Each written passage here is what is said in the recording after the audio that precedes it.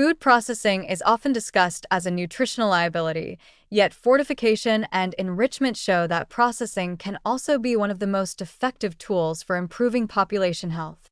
When used thoughtfully, adding essential micronutrients to widely consumed staples has prevented millions of cases of deficiency-related disease, particularly in settings where dietary diversity is limited. From a positive analytical perspective, fortification is not about replacing whole foods or traditional diets, but about using existing food systems to quietly close nutrient gaps at scale. Globally, fortification programs focus on foods that people already eat every day. Wheat flour, maize flour, rice, cooking oil, salt, and milk are common vehicles because they reach large segments of the population regardless of income. Iron and folic acid fortification of flour is among the most widespread interventions. Iron deficiency remains the leading cause of anemia worldwide, affecting cognitive development, work capacity, and maternal health. Adding bioavailable forms of iron to flour has been shown to significantly reduce anemia prevalence, especially among women of reproductive age and children. Folic acid fortification has had an equally profound impact, dramatically lowering rates of neural tube defects in countries that have adopted mandatory programs. B vitamin enrichment of refined grains illustrates how processing and public health can work together. When grains are milled, the bran and germ are removed, taking with them thiamine, riboflavin, niacin, and folate. Enrichment policies were originally introduced to replace these lost nutrients, not to make refined grains nutritionally superior to whole grains, but to prevent widespread deficiencies. In many countries, enrichment has virtually eliminated diseases such as beriberi and pellagra, which once caused significant disability and death. These outcomes highlight a key point. Processed staples, because of their consistency and reach, can act as reliable delivery systems for nutrients that might otherwise be unevenly consumed. Rice fortification is a newer but increasingly important example, especially in regions where rice provides the majority of daily calories. Technologies now allow micronutrients such as iron, zinc, folic acid, and vitamin B12 to be incorporated into rice kernels that resemble regular grains and are mixed into bulk rice. Studies show that fortified rice can improve iron status and reduce anemia without altering taste or cooking practices. For populations that rely heavily on polished white rice, this approach offers a realistic way to improve micronutrient intake without demanding major dietary change. From a public health standpoint, the strength of fortification lies in its passive nature. It does not require individuals to change behavior, increase income, or gain nutrition knowledge to benefit.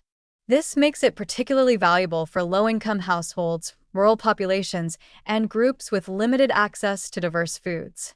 Fortification can also complement traditional diets rather than displace them, supporting nutritional adequacy while cultural food patterns remain intact. At the same time, fortification is not without trade-offs, and understanding its limitations is essential for both policymakers and consumers. One concern is that fortification can create a false sense of nutritional security. While added iron or folate addresses specific deficiencies, it does not restore fiber, phytochemicals, or the full mineral spectrum lost during refining. Fortified refined grains should be seen as a safety net, not a replacement for whole grains, legumes, vegetables, and diverse diets. Another challenge lies in choosing appropriate nutrient forms and doses. Iron, for example, varies widely in bioavailability and tolerability. Poorly chosen compounds may be less effective or cause side effects, reducing program impact. Quality control is a central issue in successful fortification. Nutrient levels must be carefully calibrated to avoid under- or over-fortification. Too little delivers no benefit. Too much can pose risks, especially when multiple fortified foods are consumed together. This requires strong regulatory frameworks, routine monitoring, and collaboration with food producers.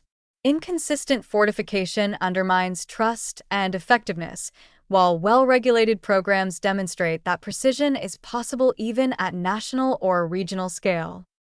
Consumer awareness also plays a role. While fortification benefits populations broadly, individual needs vary. People with specific medical conditions, supplement use, or dietary patterns may need to be mindful of cumulative intake. Transparent labeling helps consumers make informed choices without requiring advanced nutrition literacy. Education that frames fortified foods as supportive but not comprehensive encourages balanced eating rather than dependence on a single strategy. For policymakers, the most effective approach is integration rather than substitution.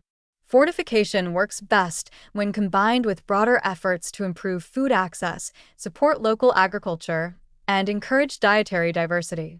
Programs that are responsive to local deficiency patterns, cultural habits, and existing food systems tend to achieve the greatest impact. For consumers, understanding fortification as a public health tool rather than a marketing claim helps contextualize its role. Fortified staples can provide a nutritional baseline, while whole and minimally processed foods build depth and resilience on top of that foundation. Seen in this light, fortification and enrichment represent a pragmatic form of nutritional equity. They acknowledge that ideal diets are not always accessible and that waiting for perfect conditions costs lives and potential. By leveraging processing to deliver essential nutrients reliably and affordably, societies can protect vulnerable populations while continuing to promote better food systems overall. This balanced perspective moves the conversation beyond processed versus whole and toward a more constructive question: how can processing be used wisely to support both individual health and public good?